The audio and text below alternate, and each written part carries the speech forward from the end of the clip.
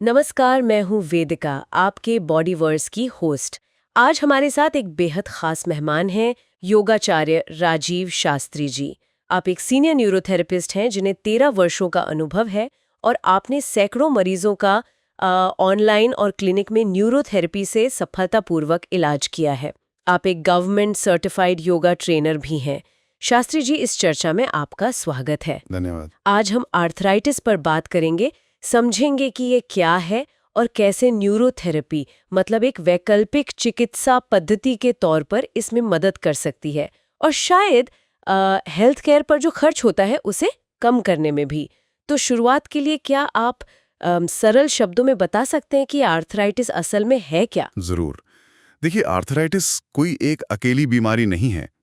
ये असल में 100 से ज्यादा अलग-अलग कंडीशंस के लिए इस्तेमाल होने वाला एक शब्द है। 100 से ज्यादा? जी हाँ, और इन सब में आम बात है जॉइंट्स में दर्द, सूजन यानी इन्फ्लेमेशन और अकड़न। ये दुनिया भर में लाखों लोगों को है और किसी भी उम्र में हो सकती है। और अगर ध्यान न दिया जाए तो ये डिसेबिलिटी का कारण भी बन सकती है। समझ गई। तो ये काफी व्यापक है। इसके मुख्य कारण क्या होते हैं? मतलब क्यों होता है ये? हाँ, कारण कई हो सकते हैं। एक तो बढ़ती उम्र, एज और जॉइंट्स का घिसना, जिसे वेयर एंड टेयर कहते हैं। हाँ, वो तो सुना है। ये खासकर ऑस्टियोआर्थराइटिस में होता है। फिर जेनेटिक्स पे एक रोल निभाते हैं, जैसे रूमेटॉइड आर्थराइटिस और एंक्लोजिंग स्पॉन्डिलाइटिस में। अच्छा।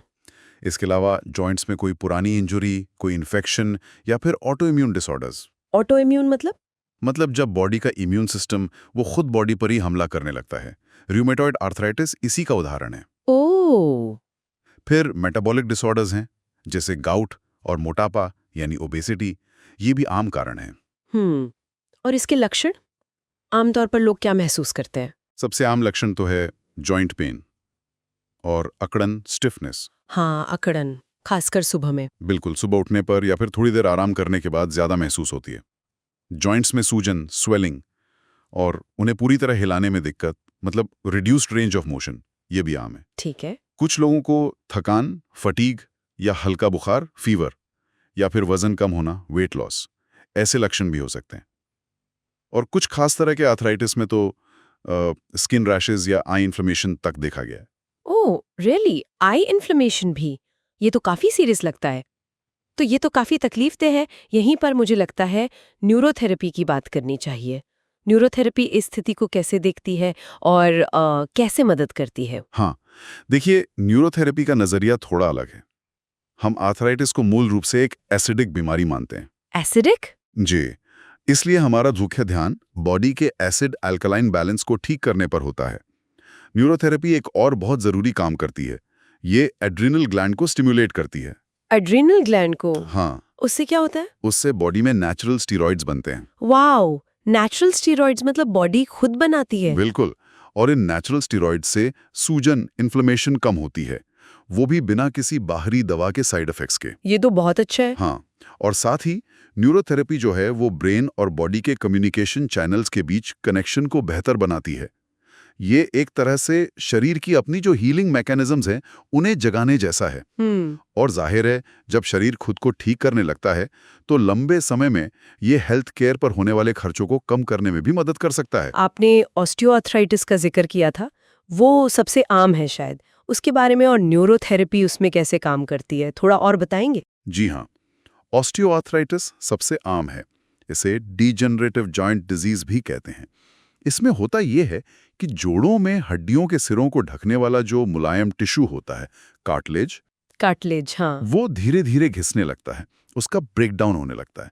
उम्र, मोटापा, पुरानी जॉइंट इंजरीज, जेनेटिक्स, ये सब इसके मुख्य कारण हैं। लक्षण वही, दर्द और अकड़न? हाँ, दर्द, अकड़न और जोड़ों को हिलाने में परेशानी।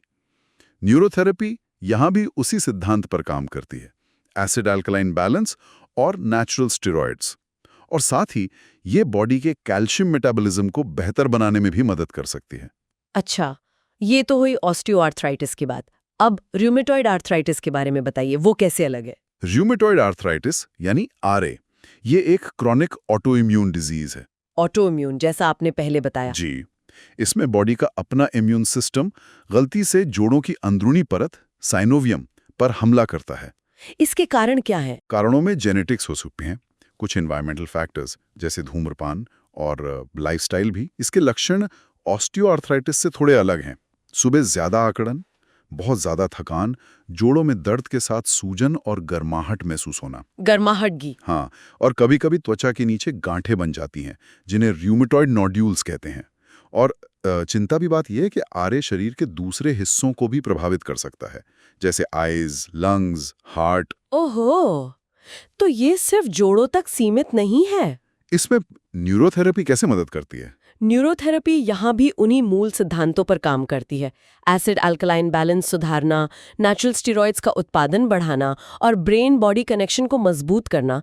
एक और फायदा ये हो सकता है कि जो पारंपरिक दवाएं आरए के लिए ली जाती हैं, न्यूरोथेरेपी उनके कुछ साइड इफेक्ट्स को कम करने में भी मदद कर सकती है। मतलब एक कॉम्प्लीमेंट्री थेरेपी की तरह। बिल्कुल, एक पूरक चिकित्सा के रूप में बहुत कारगर हो सकती है। तो संक्षेप में कहें तो न्यूरोथेरेपी आर्थराइटिस के मैनेजमेंट के लिए एक होलिस्टिक अप्रोच देती है, जो शरीर के अपने संतुलन और हीलिंग मैकेनिज्म पर फोकस करती है और शायद इलाज का खर्च भी कम कर सकती है। ये सोचने वाली बात है कि क्या क्रॉनिक कंडीशंस के मैनेजमेंट का भविष्य शरीर के अपने हीलिंग सिस्टम्स को बेहतर बनाने में ही है? ये एक अहम सवाल है। बॉडीवर्स से जुड़ने के लिए धन्यवाद। हमारे सीनियर न्यूरोथेरेपिस्ट में से किसी एक के साथ ऑनलाइन अपॉइंटमेंट के लिए कृपया हमारे हेल्पलाइन नंबर पर संपर्क करें या हमें व्हाट्सएप संदेश भेजें। हमारा हेल्पलाइन नंबर है 8100340081। ऐसे जानकारीपूर्ण स्वास्थ्य पॉडकास्ट पर दैनिक अपडेट के लिए कृपया बॉडीवर्स चैनल को सब्सक्राइब करें। साथ ही इस पॉडकास्ट को अपने प्रियजनों के अच्छे स्वास्थ्य और वेलनेस के लिए उनके साथ शेयर करें। यदि आपके कोई प्रश्न या सुझाव हैं तो कृपया कमेंट्स में लिखें। बॉडीवर्स न्यूरोथेरेपी, योगा और न्यूट्रिशन की मदद से आपकी बॉडी की इनर यूनिवर्स को हील करने में आपकी मदद कर रहा है। अगली चर्चा में मिलते हैं। धन्यवाद।